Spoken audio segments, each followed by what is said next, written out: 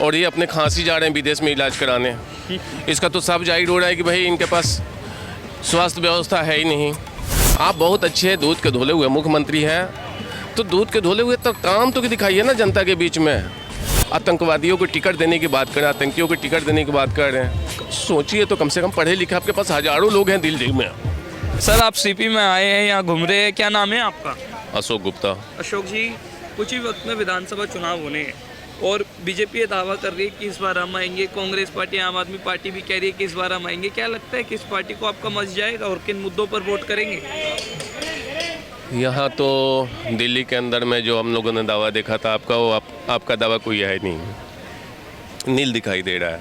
जैसे मान के चलिए इन्होंने गली खूंचे में इन्होंने वो बना लिया जी, गली मोहल्ला का हॉस्पिटल इन्होंने बना लिया, गली मोहल्ला हॉस्पिटल बना लिया, उसमें कुत्ते को बसेरा हो गया, ठीक है। और अपनी खांसी ठीक कराने के लिए बाहर से हमारे विदेशी लोग आते हैं यहाँ एम्स में इलाज कराने, गंगाराम में इलाज कराने, अपोलो में इलाज कराने, मैक्स में इलाज कराने, और ये अपने खांसी जा रहे हैं विदेश में इलाज कराने। इसका तो सब जाहिर हो रहा है कि भाई इनके पास स्वास्थ्य व्यवस्था है ही नहीं।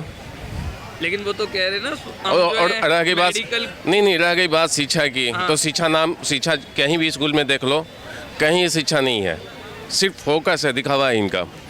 रह गई गवर्नमेंट की, तो आरोप प्रत्यारोप लगाने से गवर्नमेंट थोड़ी चलती है। आप बहुत अच्छे दूध के धुले हुए मुख्यमंत्री हैं, तो दूध के धुले हुए तो काम तो दिखाइए ना जनता के बीच में। हमने तो गली मोहल्लों की गंदगी, अभी जो कल बारिश हुई है रात को, मैं देखा कि गली मोहल्ले में वो गंदगी की हाल है वो कहीं नहीं है। तो बोलने से करने में दोनों फर्क होता है। यानी आप कह रहे हैं सरकारी दावे जो है वो सिर्फ और सिर्फ दिखावा है। दिल्ली सरकार की जो दावे हैं सब ढकोसले हैं। अब रह गई बात की मुद्दे की, आप आतंकवादियों को दे रहे हैं, जो दिल्ली का ब्लास्ट किया उसको टिकट देने की बात कर रहे हैं। जो नहीं जो टेररिस्ट है यहाँ पर दिल्ली को जलाने की सोच रखते हैं, उसको आप टिकट दे रहे हैं।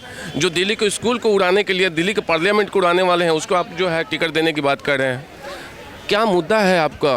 अरे कम से कम चेहरा तो देखिए कि आप पढ़े लिखे, बहुत अच्छे पढ़े लिखे, जितने मुख्यमंत्री हैं पूरे भारत में उसमें सबसे अच्छे खासे पढ़े लिखे आप हैं, बहुत अच्छे। और आप एक IIT स्टूडेंट हैं, आपकी सोच तो इतनी बड़ी होनी चाहिए। और घटिया सोच लेकर मफलर बांध करके गली मोहल्लों में गरीबों के साथ फ़ोटो खिंचवा लेते तो ऐसा थोड़ी गवर्नमेंट चलेगा। अरे उन लोगों के साथ में यदि आप फ़ोटो खिंचवा तो उनके सतावना तो दीजिए, उनके दुख दर्द तो समझिए। आतंकवादियों को टिकट देने की बात करें, आतंकियों को टिकट देने की बात कर रहे हैं। सोचिए तो कम से कम पढ़े लिखे आपके पास हज़ारों लोग हैं दिल्ली में, अच्छे अच्छे व्यवसायी हैं, जो कि आप झूठा कर दिए साचो अपने मोहल्ले में वो खर्चा करके वो डेवलप कर देंगे।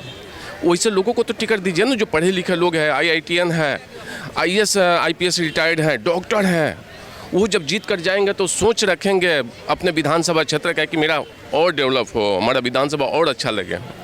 लेकिन केजरीवाल या बीजेपी पर आरोप लगा रहे हैं कि वो बांग्लादेशियों को बढ़ावा दे रहे हैं। बांग्लादेशियों की जो वोट है वो बीजेपी पा रही है, इस पर आपका क्या कहना? नहीं, ऐसा कुछ नहीं है। बीजेपी की देखिए, जहाँ भी गवर्नमेंट बीजेपी की है वो हर जगह से चुन रही कि कहाँ रोहिंग्या है, कहाँ पे बांग्लादेशी है, और आप उन्हीं के वोट के सहारे जीतने के निकलने की कोशिश कर रहे हैं कि उनको सहानुभूति देंगे तो मेरा वोट देंगे। वो तो सिर्फ फ़ायदा लेने के लिए है, दूसरा कुछ नहीं कर सकते, सिर्फ फ़ायदा लेंगे।